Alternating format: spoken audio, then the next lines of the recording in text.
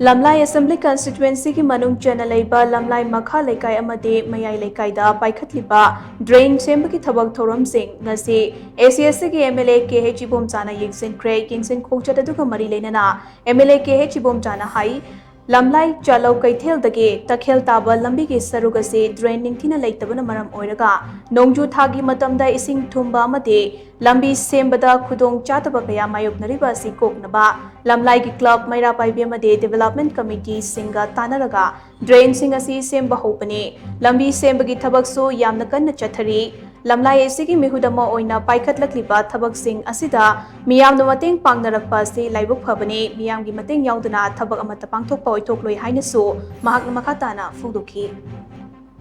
party amagi candidate oidradi